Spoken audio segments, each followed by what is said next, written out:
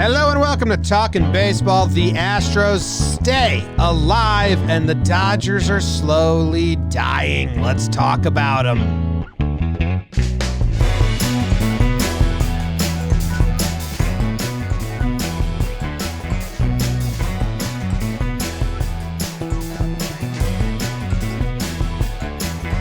Hello and welcome to Talkin' Baseball. We've got some storylines still unraveling, 2 series still going. We're coming to you live from the Roosevelt Studios in the Bronx, rsvlts.com/Jomboy. 20% off a bunch of fun shirts. My name's Jimmy. Sitting next to me in a turtleneck is Jake Lufa.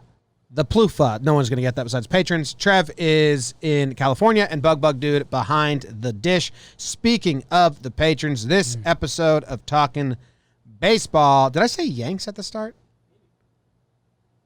This episode of Talkin' Baseball is brought to you by Kevin, James Purcell, Jaden L., Zach Oliveira, Bradley P. Wilkerson. Sounds like a detective. Frank Zilla, John Leombas. So many vowels. John's got all the vowels besides E in his last name. Leombas. Henry Rodriguez. Jake Halcomb. William Safford. Matthew Brune. Josh Dover. Jonathan Kazar. And Bradley Saunders. Those are our most recent patrons. Thank you very much for the support. You guys got the pregame show, which was all about showering and loofahs. So really good stuff. A little postgame, a little pregame, a little live chat action for the patrons. We appreciate all of their support very much. Jake, how are you doing? I'm good. James, Trevor, you mentioned my turtleneck. I always get pretty happy when I wear this. My auntie Ree got it for me, I think when I was 17, 18, and I looked at it and I was like, why would I ever wear a monogram turtleneck? And that's just me not having the foresight. But I kept it with me through all these years, and now it's one of my most formidable shirts. So I'm happy to be rocking it today as the seasons change. And baseball, Trevor Plouffe, is nothing short of hot in the streets. Are you kidding me? Your guy Correa, Kershaw's nightmares? Boogity. I was going to ask, are you wearing that ironically or unironically, but you answered my question. Okay. Yes is the answer. A little bit of both. I look stunning in it, and it's a monogram turtleneck. These are my initials. It's like if Justin Verlander pitched and then took his jersey off and sat down and put headphones on. That's what you look like. Yeah. Jimmy just laughed when I showed him the monogram. I mean, I've seen it before. I know it exists. I didn't know that was monogram, and that takes people by turn it up shock. a couple notches. It shocks people. I mean, who got you that? Your Auntie Ree? Auntie Ree. Thank you, Auntie Ree. Just a hilarious gift. Shit, fantastic. That's like something you see in a movie or like a comedy movie. Jake gets like it's so weird. My life is. I don't want to come at No. your female relatives. No. Because my female relatives and my fiance dress me, or I steal stuff from my brother Luke, who has a sense of style. The ladies that dress Jake, like they think of him as a little clown doll. I've been a joke my whole life. Like in college, she had this ugly, poofy brown jacket. Oh, yeah. Like, super ugly. I'm my mom's. I bet you were and a then like super, one really Christmas, Yeah. Christmas, You were your the cute mom kid. got you like a turtleneck and a vest Yeah. that like only a 90-year-old, grumpy-year-old men would I'm wear. my mom's Build-A-Bear. Exactly. It's exactly Yeah. you Yeah. like if we went back in your family albums, you had like suspenders on, like maybe a bow tie. Like for Christmas, Yes. you really got dressed up. Yes. Like, Holy shit! But he's like, you're old. They still buy you these things, and it's like, it was a monogram. Now it's turtleneck. it's all still her coming little to fruition. baby. My own initials. Does your mom still kiss you on the cheek? You're still my little baby. Oh, yeah. Dude, I'm gonna still do that. Like, I know Tom Brady gets a lot of shit for like kissing his kid on the mouth. I don't kiss my kids on the mouth already, but Oh, okay. Here we go. I'm gonna want to hug.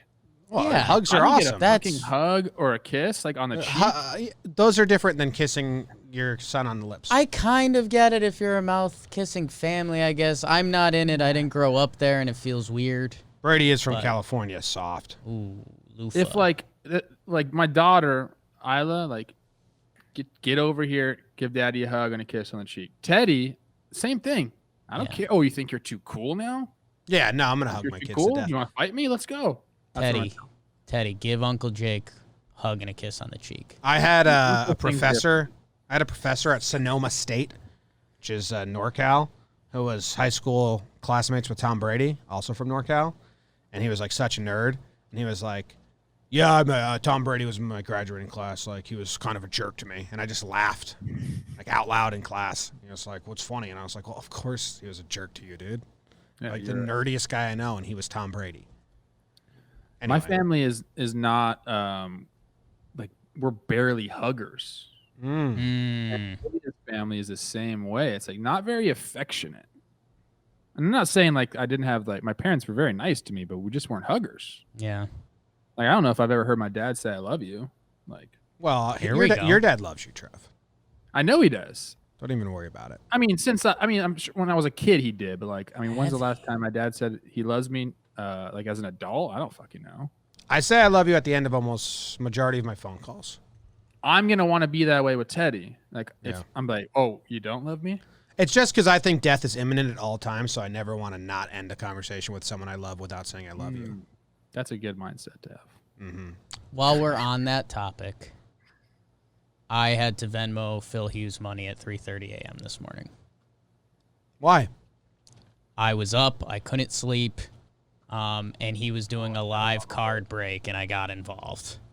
And there's like He's on there 24/7. 24/7, dude. It's crazy. So go check out Phil's polls. That's All right. hilarious.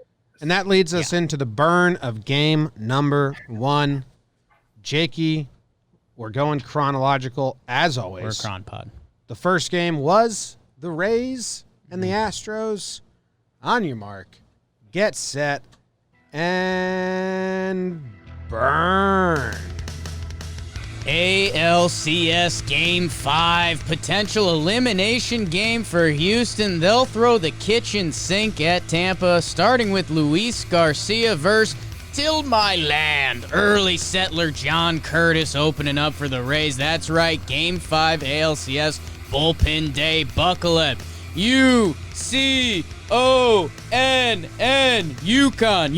Yukon. Another Springer dinger to lead off the game. Jumped it. First pitch, 1-0 Houston. But Tampa decides it's time to get loud. Be loud finally joins the series. Lefty on lefty crime locked up at ones. Bottom 3, professional hitter. Michael Brantley with the 2 RBI single. Kind of bizarre throw by Austin Meadows for the second run to score. It's 3-1 Stros after 3.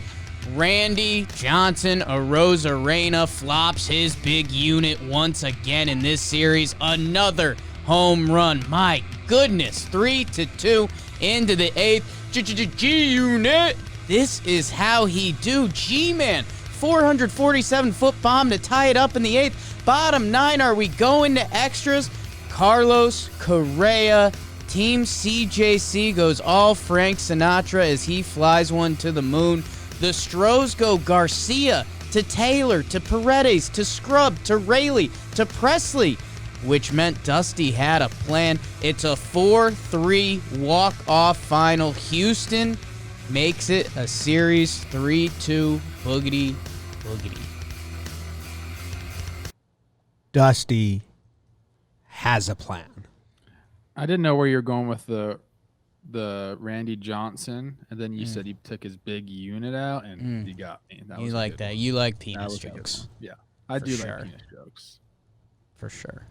I do. Magic Johnson. That's one right there. Good one.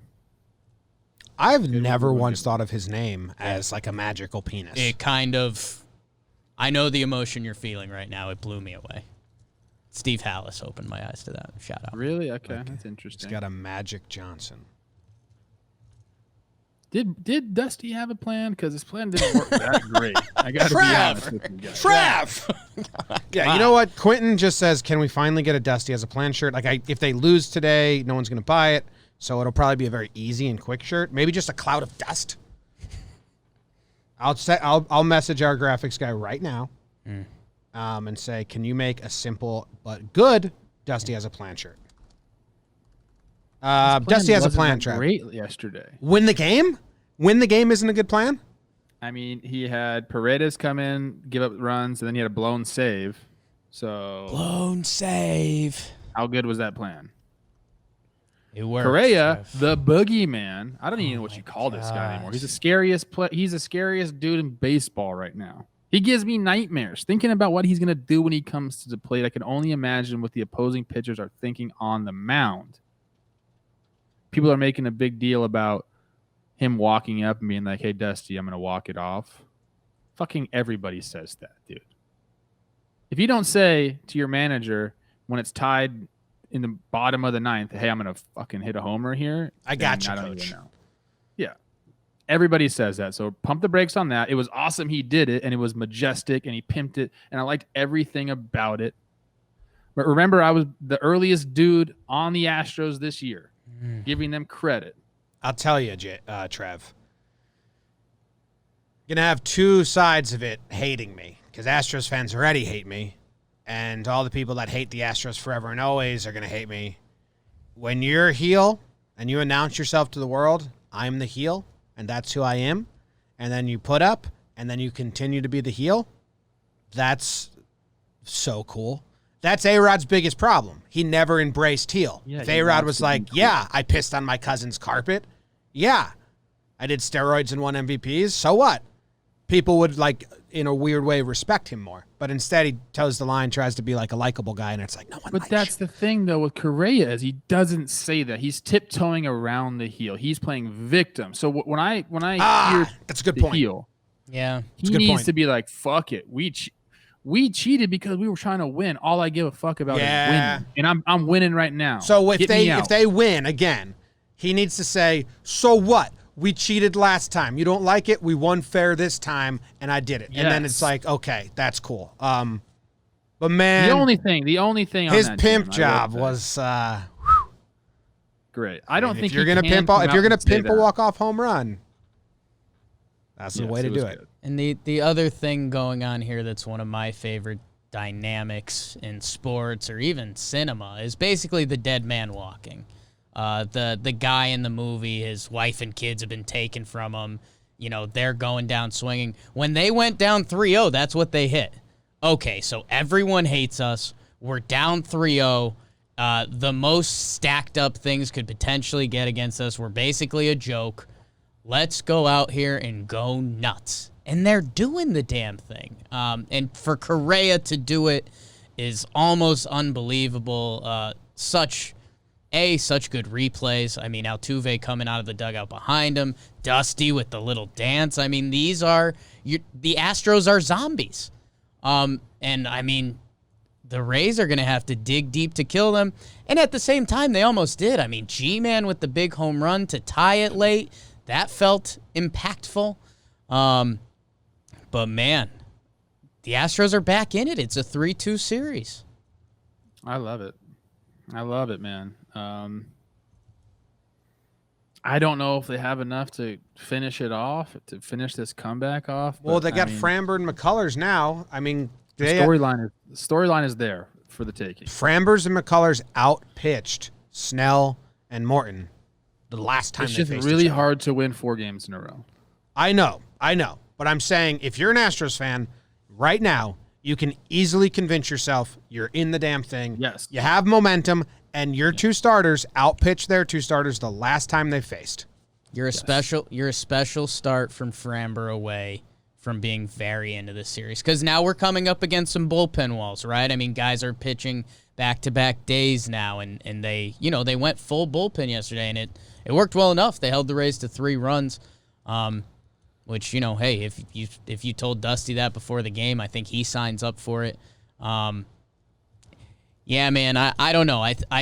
And this is the part that's kind of messing with me because I still do think the Rays are lined up better for the series, and they played it this way. I mean, look who the Rays pitched yesterday. Yes, they threw Anderson at the end, who's a bad dude, and, hey, he's kind of been struggling this playoffs a little bit. He throws 21 pitches, but they went Curtis, Fleming to Sledgers. I mean, those are... What was the final score of this one? It was 4-3. So, I mean, those are, 3 of the bottom 5 pitchers on this Rays team that they pitch in this game. They've kind of been playing for a 6-7 game series, hoping to get, sneak one out yesterday or the day before. It hasn't happened.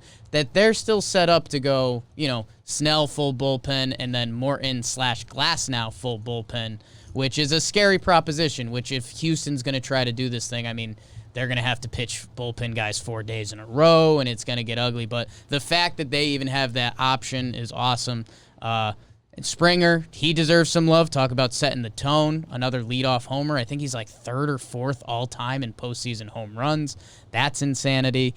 They pitched around Altuve yesterday. Altuve with 2 walks. The game started with a homer and ended with a homer. It's kind of cool. How about that? And I guess on the Rays side, my only other note is Lau hits the homer. It's his only hit on the day. Hopefully that sparks him. He's been missing. Well, the lefties get going, and they got a righty.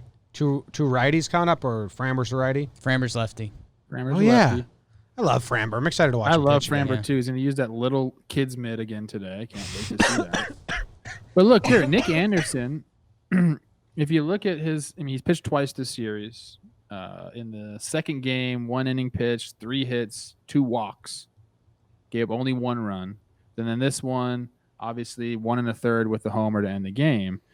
It seems to me like with him and Glasnow, they both throw cheese.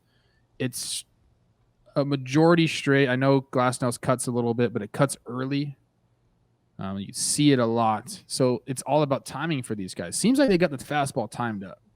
And what's been working against the Astros is that octopus arm plan where you're throwing a bunch of guys from different angles. The guys that are right over the top with heaters, which is Glasnow and Anderson, they look like they're kind of on that. So like either those guys got to spin it more, or maybe you just kind of figure it out without them.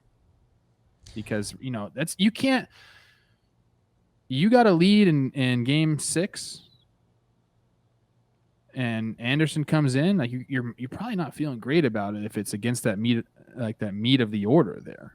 Am I right about that? Am I overreacting to this? I think the only thing you're missing there is, and it's again part of the Rays' advantages, Anderson doesn't have to be the closer for them. No, he doesn't. Anderson can come in the 5th inning in a nice lane to get them a clean inning, and you can have Castillo close it out. They could have Fairbanks close it out. So I think in a normal playoff series, you'd be like, oh, we got their closer. We have unlimited hope. Like that's definitely a thing in baseball. Interested to see how Cash handles it. Because, when Anderson's at his best, he is the best of those 3. But this playoffs, he's been a little shaky. And Castillo's been disgusting. Maybe you try to get him in the bottom of the order, get him a clean inning, get him in there. You want to use him. He's an excellent pitcher. He's not a bad pitcher. I'm just saying, like, there are times where as a lineup, you have a collection of guys who just see someone well, and like they could go away at any moment. But right now, it seems like the Astros have seen him pretty well. I would imagine Cash is seeing the same thing and is going to be like, okay, we might see some Aaron Loop, more Aaron Loop today. Who he's making a believer out of me. Is he though? He is. Watching him throw and seeing some of the swings in 95 from that angle, if you pair it with somebody, pretty good. All right. Is that all? You got anything else? I mean, G-Man had a nice day at the office. I think they normally sit him versus lefties. I think they need him in that lineup. Fuck yes! Yeah, that's good. That was fun. That was fun. He's the man, huh? Oh, he's so likable. We were going through his whole transaction thing on the live stream last night. If you were watching with us, thank you. Fun. Join us. We'll be doing it again.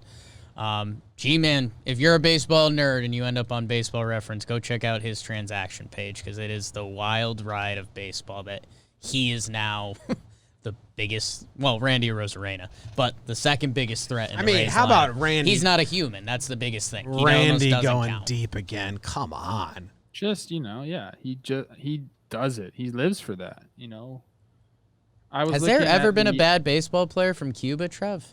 Yeah. My stance. If I'm a GM, people might hire me just for that take. The Red Sox, king of AAA. Rusney Castillo. He's been really good in it's AAA a little different. now. It's a little different with him because Yeah. he signed that big deal. I think he's good enough to be a major league player, but if they bring him up to the majors, they owe him exponentially more money or something like that. So that's why he just stays in AAA. He's actually not a bad baseball player. He's been solid. And hey, if that's the outlier, that's still not awful, you know. I'm gonna walk in. I'm just gonna like put this out. I'm gonna have a LinkedIn up. Okay. I'm saying I'm looking for GM jobs. The only thing I'll say about myself is that I will go all out to sign Cuban baseball players. No, go. And I'll probably get a job. Advisory role, man. Get some side quiche and just tell them like sign every Cuban. That's it. Yeah. Oh yeah, I'm done. The meeting's done. See ya. Thank you. That'll be $500,000. That'll be $500,000. Yeah, Rusney's lit up AAA last 3 years. It's nuts. It's a weird thing. I forget what it is. thing. I'm sure you could just look it up. It's something like they'd have to guarantee a couple more years on this. I don't know, whatever it is. And apologize to any Braves and Rays fans listening. Before we pivot, or maybe this is an after we pivot conversation, whatever. MLB saw Dodgers-Astros World Series in front of their face. And if you're a conspiracy theorist out there, if you think that professional leagues rig games, I don't. Besides the NBA, it's been proven. If you think if the Rays and the Braves advance, the MLB never rigs anything. Because if there's ever a series to rig, when the fucking Rays can't even get 2 million people to watch their ALCS games, 70% down in ratings, it would be to advance the Astros. So watch out for all you conspiracy theorists.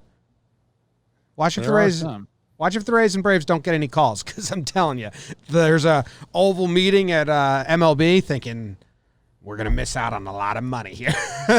Put a couple funky balls when a different team's hitting. I don't know. Hey, who was the guy that was in AAA for the Yankees forever? What was his name? Lefty pitcher. Igawa. Kei Igawa. He sucked. So he was in Scranton. I used to love facing that guy because he didn't give a shit. And he would just throw just meatballs over the plate. But he lived in the city and would drive back and forth every day. He had a driver. That's awesome. He lived in New York City? He lived in New York City and would drive to Scranton, PA. I don't know what that is in a car. A couple hours at least, hours? Right? 2-3 hours? 2. I think you could 2 to 3. You could sneak it He out. would yeah. every single day would drive back and forth, and he had a driver, and like he was just making whatever, like $10 million in AAA or something like that. This guy. Have your routine. Enjoy that car ride. Give a fuck, dude. Well, he was bad. You ever hear the story about him? They called him over because they were, Dice K. That they lost out on Dice K. So they wanted that's why they signed him? Yeah, so they gave him, because he was going to be the next big Japanese pitcher, and they signed him, and he supposedly had this great changeup. And in his first bullpen session, who was it? Some Yankees bullpen catcher. I'm blanking on his name right now. Stewart? Chris, I forget. Caught like his first bullpen in spring training, and the bullpen pitcher got up and turned to like Brian Cashman, and it's like, why the fuck did you sign this guy? Like said something like, He's got nothing. Yeah. He's got nothing. And then he made like 4 starts and he just got absolutely shelled. It's kind of funny that the bullpen coach or catcher just caught one session, turned around and was like, this guy has nothing. That's bad. 2-hour drive. I think during our quarantine months, we did like a Kei Igawa Talkin Yanks discussion, and at some point, I crunched the numbers on like how much he got paid per MLB pitch he threw. Because I think it's the worst contract they've ever done. $10,000 per pitch. People like to say Ellsbury, who may be up there now, or Kevin Brown, but Agawa's worse than Brown. He threw like 100 pitches and got like, what would you say? I want to say something like $10,000 per MLB pitch or something like that. Yeah. I'll crunch the numbers again. It's wildly terrible. Anyway. Before we move on to game number 2 of the day, let's talk about DraftKings.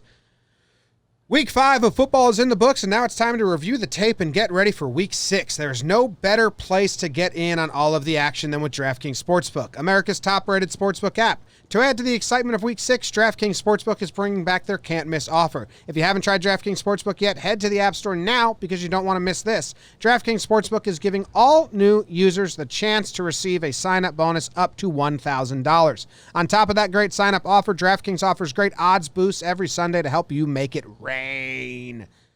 Don't worry if football isn't for you. DraftKings is giving all you basketball fans a 200% profit boost on any basketball market once you sign up. DraftKings is safe, reliable, and secure, making it easy for you to deposit and withdraw your money at your convenience. Download the top-rated DraftKings Sportsbook app now and use promo code Jomboy when you sign up and get up to $1,000. That's code Jomboy to get a sign-up bonus up to $1,000 for a limited time only at DraftKings Sportsbook. You must be 21 or older, New Jersey only. Bonus comprised of first deposit bonus and first bet match, each up to $500. Deposit bonus requires 25 times playthrough. Restrictions apply. See DraftKings.com/sportsbook for details. Gambling problem? Call 1-800-GAMBLER. Game 2. Dodgers looking to tie up the series at 2 apiece. Can they do it? Will they do it? Kershaw's on the bump. Jake, on your mark. Get set. Burn. Dodgers trying to even up the series at 2 with their ace, an all-time great Clayton Kershaw versus the kid. Well, another kid for the Braves, Bryce Baby, as Bryce Wilson tries to keep the Dodgers offense vanilla. Top 3, Edwin Rios de Janeiro hits another one to Brazil. It's 1-0 Dodgers. Bear sighting in Arlington. The Big Bear, Marcell Ozuna. Big man making himself some money on that 1-year deal. Tie game baseball. 1-1 into the 6th.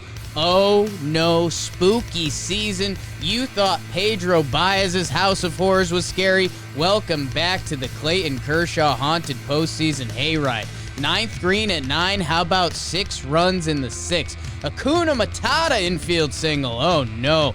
Kershaw's Freddie free-falling as he hits an RBI double. Doppelganger Dansby with the double. Young, thick Austin Riley with the ribby single. Pache caps it off. 7-1 Rays. Oh my God. Dodgers have a rally forming, bases loaded, 1 out. They only get 1 run on a sac fly. Will Smith lines out to end the inning. Braves add some insurance runs. Bryce Wilson have a day. 6 innings pitched, 1 hit, 1 earned run from the 22-year-old. Bullpen is Smith, Martin, Matzik, Green. Braves take game 4, 10-2. They take a 3-1 lead in the series. Yow! Wow. That's hot, baby. That was scorching right there. Wow. You like that one, Trev? Wow. I did. Wow. I enjoyed this game immensely. A lot of great things happened. Bryce Wilson, he's another thick boy, too. He's a young boy, God. thick boy. I mean, talk about... I made fun of Bryce yesterday. It was just a little bit of ribbing. It wasn't anything too serious. I said he wore his hair under his hat as a kid, which he for sure did. I said his name was spelled weird, and he went out there and just shoved against what is the best lineup in baseball. I mean, you take Bryce Wilson and you do the claw game from Toy Story or any arcade, and you pick him up, and then you go back in time to 1995 and you drop him in the Braves bullpen, and no one shrugs. They're like, yep. I see what you're saying. That's a 90s Braves reliever. That's what they look see like. What you're saying. Yeah. But what an outing by him. His parents were there getting juiced up. That always gets me when you have the family members there just going nuts. So happy for him. Dodgers, what do they have, 3 hits? Yeah, well, I said on the pregame show, I wonder if Bryce Wilson was watching what they did to Kyle Wright and saying, oh, shit, they're just going to come swinging. And he knew it, and the Dodgers came swinging, and what they did was extend the guy who was probably only, fingers crossed, give us 3, Bryce, and let him go 6. He faced 20 batters. Only 4 or 5 of them saw more than 4 pitches.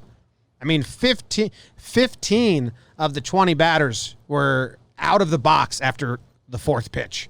They were 4 pitches through 6. That's really good. They were swinging early, and they were not getting hit. So he was making his pitches worthwhile, not just throwing any get-me-over fastballs or get-me-over curves.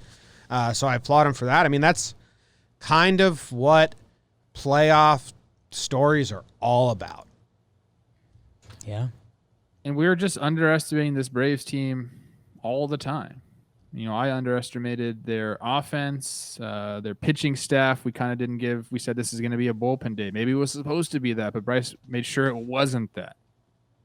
And now here they are, up 3-1 on the freaking Dodgers, man. Yeah, the Braves' offense is sick, though. That 6th inning or 5th inning, what was it? 6 in the 6th. I mean, that was unreal. A little bit like Ozuna gets it. Everyone just kept getting hits. Just hard hits. Hard, just good contact. It's like the inning people would use to fight against analytics, even though it is analytics. I mean, everyone just came up and hit bullets in play, and it's a very lonely feeling when you're the opposing team, just seeing balls fly by you every direction. Every single batter, it feels like. I want to go back to Bryce Wilson for a second. We do continue to underestimate these Braves, and it's craziness. His fastball command was really good. I thought that, and then I heard Harold Reynolds say it, and people listen to his baseball stuff, so I'll double pass that on for me and HR. Man, and the bigger thing, so that 6-run 6 is massive, and it's crazy, and it's this Braves offense. They've kind of done this all year.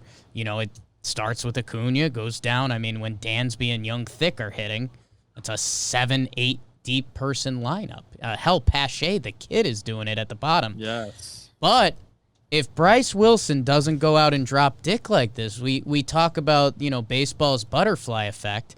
If Bryce Wilson had given up 2 runs in 6 innings, I think this game is very different. The Dodgers would have had the lead, and Kershaw, again, playoff Kershaw's nightmares. He's 1 earned run through 5 and a pretty big NLCS start, but then he goes out there, things fall apart, another, Kershaw disaster of sorts. And it's all set up because Bryce Wilson did what he did. What about? I want to keep going on the Braves, but I do have to touch on this. Well, hold on. Pache and Camargo. Camargo wasn't on the roster. He replaces Duvall. Pache had 4 at-bats in the regular season in his MLB career. Yeah. 4 MLB at-bats before the postseason. Those guys had a 500 on-base percentage last night. They got on base 3 times in 6 at-bats or plate appearances, whatever. So, that's just, what the fuck's that? Yeah. No, awesome. It's something that I was teasing through the season. Yeah, pat yourself on the back, Jake, for knowing Pache would be in here. No. The thing I was looking forward to was young guys stepping up. I was saying this all year. I didn't know how teams were going to handle it, and I thought teams would call up their young guys, because normally that's a postseason story, like, oh, they called up this guy midway through the year, and he's a stud. Because you always go with talent in the postseason. Look at Luis Garcia, who got the pill in the Houston game. He's got 12.1 Major League career innings. Bryce Wilson, I think he's got 40 innings. But they're the most talented. You'd rather throw Bryce Wilson with his talent and his age than, not to throw more shots fired at Josh Tomlin in the pen, but that guy's had a big league career. Like, that's kind of the old thinking in baseball. Like, Tomlin's been through a lot of wars. I know he doesn't have the same talent as Wilson, but let's give him the start. No. Bryce Wilson, you're a lot talented. Go out there and figure it out, dude. And, same thing with Pache. So it's cool seeing all these young guys on different teams step up, and, Paredes again for Houston, Arozarena, everyone on Tampa. So that's kind of been a cool story of this playoff, all the young dudes. You got something on the Dodgers, Trev? Yeah, about the young guys on the Braves. The pitching side may be a little different. I don't have as much experience on that side. But as far as the hitters, Pache and Camargo, he's been around. But it's the fact that the rest of the lineup, those guys that have been there, are killing it. That opens the door for Pache to be fuckers. confident up there. Yeah. Like those guys have to be going, and then he goes. Eventually, he'll be one of those guys too. But it just makes you feel so much more comfortable, and like, the hitting is contagious. Blah blah blah blah blah. It's fun to watch him go up there because that is just like an added like dagger when the bottom of the lineup can do that. But I don't think it happens unless Marcel's going off, Freddie's going off. I think that really alleviates a lot of the pressure. That's a great point, but Trevor. The Kershaw thing, our good buddy Jack Davis, he retweeted somebody, and he said, and it was something like, "Why do the big Jays feel like they have to protect Kershaw?" Now I'm wondering, I'm gonna ask the chat this: what is your like preconceived notion with Kershaw? Like, do you think about him as one of the best pitchers of our generation, or do you think about him as playoff Kershaw? Because I think I actually don't want to say what I think until the chat answers that. Jimmy's got an answer. We'll get some more chat responses. We'll let Jimmy go James first. O'Brien. The more this happens in the postseason, Jake, what's his ERA in the postseason? It's 170 innings now. 177 innings, a 4.3 ERA. And what's his ERA in the regular season? 2.43 in his career. His worst season ever since his rookie year is a 3.03. The more this happens in his postseason, the less I care about the regular season.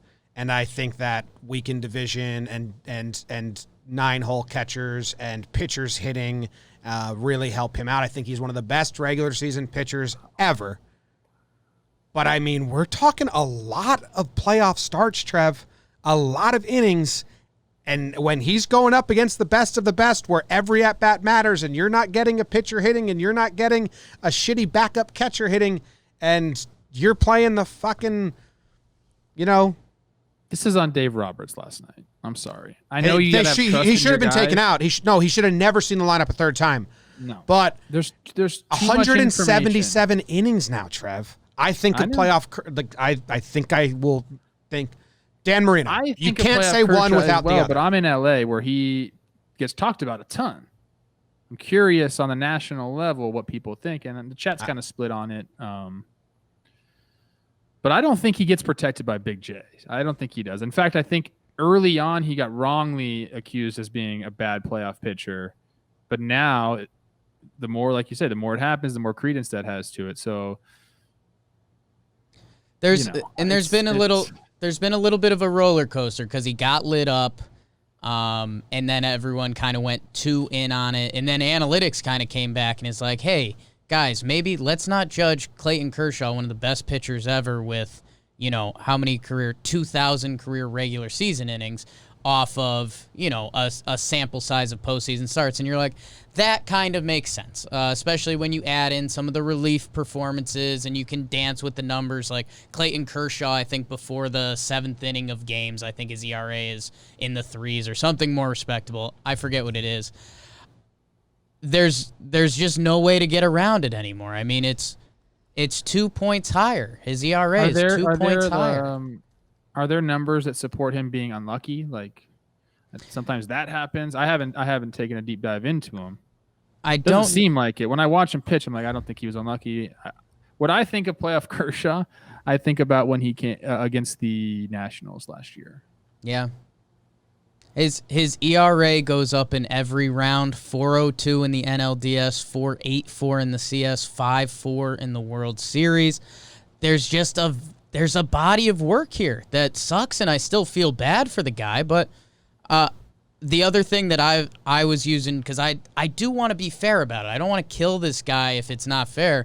I think it is fair, and the one Jakey Showers had this morning was, if we had a pitcher who in the regular season had a 4.3 ERA, but then in his postseason career he had a 2.43, we'd be like, that guy has stones. That guy is the man.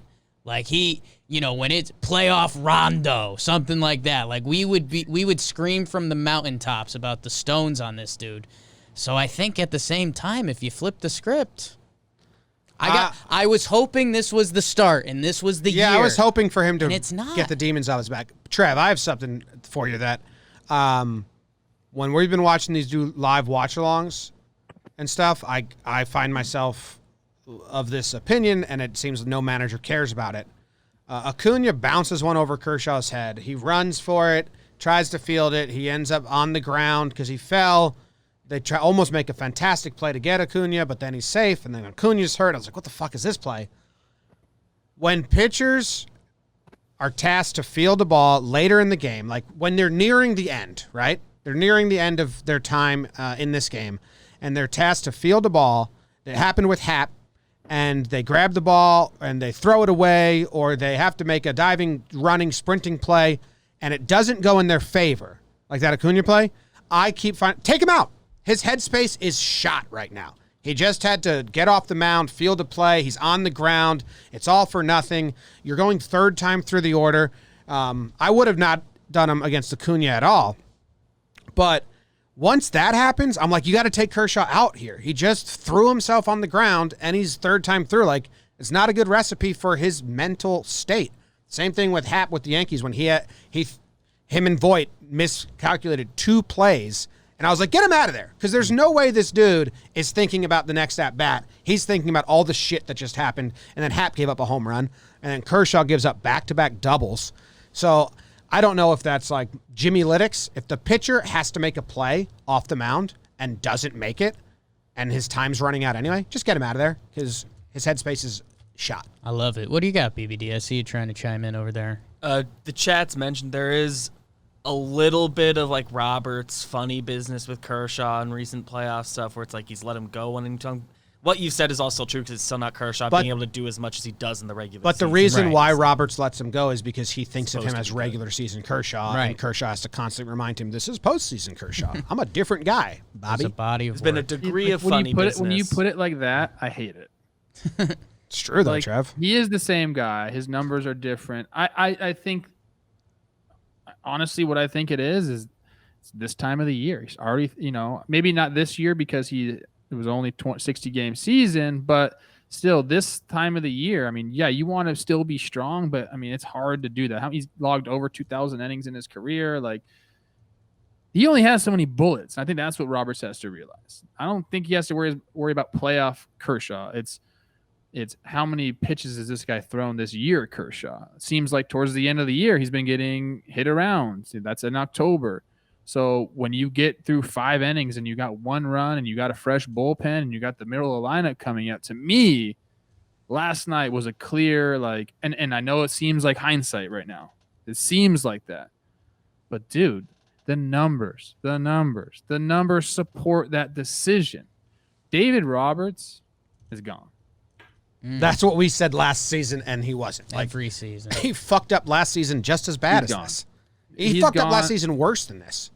He's gone because I think last night was a unless they come back and they win the World Series. That's his saving grace. It was you either can't do that again. You can't put him out there for the 3rd time too long. That is like even the most novice of baseball fan now knows that 3rd time through the order, almost 100% across the board.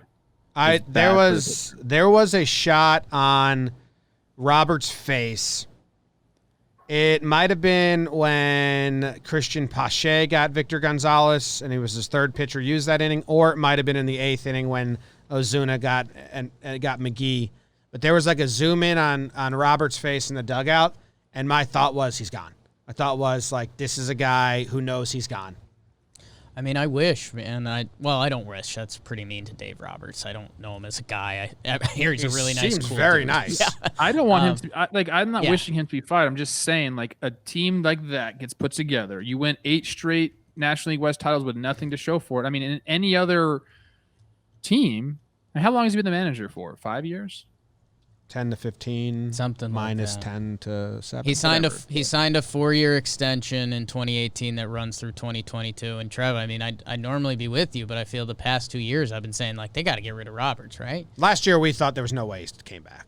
And who knows? I do think there is a little bit of series to go. And Trev, the only thing I'd counter you with on the Kershaw 3rd time through, and I think it's part of the problem with this discussion is, yes, those numbers are there and they're, very clear and everyone follows them, except the Verlanders. I mean, the if you got Scherzer, 5 innings pitched, 1 earned run, like any of the guys that Clayton Kershaw should be mentioned with and wants to be mentioned with his regular season numbers, if you can't do it in the postseason, that's a big enough point. Yeah. I The agree, Premier but League. You have to realize who you have out there as a manager, right? Yeah. I want to give Dansby a little shout out and Austin Riley, because Dansby taking that 100-mile Gratterall pitch for a double, I was impressed by. Dansby's got that in him, and then I was like, Dansby had a good year. Dansby and Azuña playing for contracts and like their future perception, and they both are doing real big things. I said, you got it, Trev. I was just looking at the chat. Wilmer says he's not top 5 in his generation. Fight me. I get the recency bias here, but go look at his baseball reference page and then come back and talk to us. A lot of bold. It's all bold. I'm going to keep referencing this. Young, short kings of baseball said this team is expected to win multiple titles this decade. And when you see Bryce Wilson, the 22-year-old, come up, Kyle Wright, I know he got knocked around, Ian Anderson, Max Fried, they've got a stable coming up. Soroka's hurt. He's out. If Kershaw was getting the Trout treatment and never seeing the playoffs, everyone would be like, damn, how could we not get this dude in the fucking postseason? Best pitcher of our generation. We're never going to see him in the playoffs. So maybe Trout's like, yeah, I'll be the regular season hero. I would love to see that right now. Just Big Daddy Trout just taking over a game. There's no doubt in my mind that Mike Trout would be a postseason star. I don't care what you say. There's no way you can convince me that guy would slump in the playoffs. No way. Well, I won't try. He never slumps, ever. And should we give the Braves more love? Well, we have given the Braves a lot of love, which we've taken at the expense of Clayton Kershaw. At the top of the lineup yesterday, Mookman, we're talking about Mike Trout in the playoffs. Mookman goes 0 for 4. Corey Seager goes 0 for 4. The two hitters at top of the lineup. And I do want to dig up Mookie's postseason numbers. 30 games, 240, 331, and 695 OPS. So they also showed Mookie a shot of Mookie, and I was like, saying. oh man, Mookie's really sad. Real sad. That's a pretty small sample size for Mookie. It's 30 games. It's small. It is the sample size of what he's got. I mean, I'd also say that he probably has a positive WAR because of what else he brings to the field. Right. So I mean, he plays. You'd want him to hit, but you'd want him to hit more than he that. plays incredible defense, but I mean, this is a guy with a lifetime 895 OPS who's got a 695 in the postseason. So fucking added Mookie, added Trinan, added Brewstar, all looked great. Big game coming up. Where should we talk about Fucking added Mookie, added Gratterall, added Trinan, and you get beat by fucking Bryce Wilson and Pache and Camargo are on base 3 times. Dude, you added fucking Dustin Dansby. You added Tony Gonsolin, who these guys have been incredible too. Like Dustin May could be the white knight today. We'll see how that goes. But I do have some big Dodger-Yankees trades going on. Just pure shakeup, so look out for that. He wants to give the Dodgers another bad playoff reliever for them. Chapman to the Dodgers. Dodgers would be like, we already have that, dude. We already have a bad postseason closer. Kershaw to the Yanks. Hey, mix it up. I mean, it's a fair comp between Chapman and Kershaw. Mix it up. Like Chapman now he's given up some homers, some big moment homers. That's all that anyone's ever going to remember about Chapman in the postseason are those homers. Raja Davis, Altuve. He's a meme. Yes. Who had the last one? Brasso. Still 2.4 ERA for Chapman. He was kind of heroic for the Cubs before Rajai. Oh my gosh, yeah, I know. But he's an idiot. That's so what you remember. Credit, yeah, so. That's also why I kind of want him off the Yankees. If you're going to be a bad guy, get out of here. Be a bad guy and give up Who, 3 Chapman? iconic homers. He's been a bad guy. I know. And Don't give up iconic homers. I know. He has been good in everything but those 3 Too much iconic Yanks. homers, Too much but- Yanks. Good Too job, much the Braves. Yankees, Carabas always tweets out that, like, he fired his gun at his girlfriend, which isn't true. And I wonder, like, if, like, Chapman and his camp could, like, I'm always like, Jared, I don't know if you can just say that as liberally as you say that. If you wanted to say now that garage walls should be scared of Chapman, yes. Yeah, I'm not excusing Chapman at all, but I always am like, dude, I don't know. That seems like libel. I don't know how libel works, but like he didn't shoot at his girlfriend. Like I don't know if you can just tweet that, but he does it every time Chapman gives a home run. It's the lawyer in me gets worried for him. You know, lawyer math pod. That's all we got. 2 games. Yeah, 2 more games to go. We kind of went all over the place, but I think we did a good job. Yeah. It's a lot. Didn't get quite enough Kei Igawa. That's a good point. Well, tell him the final number. Dodgers, hit the ball. For anyone that's not in the patron chat, BBD, tell him the final Kei Igawa numbers, and then we'll get Assuming I did the math right, $20 million, almost 1,300 career pitches, so that's $15,420.20 per MLB pitch he threw. Not bad. Get that money. Joshua, good point. There was a ton of wind. I don't know. I mean, shut the freaking roof. Well, then everyone's going to get sick. I don't think they can because of COVID. Is that what it is for real? That's what I was told, and I'm believing it. Yeah, I was told they could. Like you're in a small space. You're in a massive stadium. There's plenty of oxygen to go around, dude. Yeah, but I'm guessing. Well, yeah, because if it rains, does it not rain in Arlington at that time? Exactly. So this is the problem I have with all these COVID restrictions is they're just like picked out of thin air. It's like, okay, casinos can open up, but I can only have one household at my personal residence. Can't leave the table on a heater, man. That makes a lot of sense. It's just all arbitrary and it makes me upset. But everyone stay safe. Yeah. Love you. Pre-game show. Goodbye.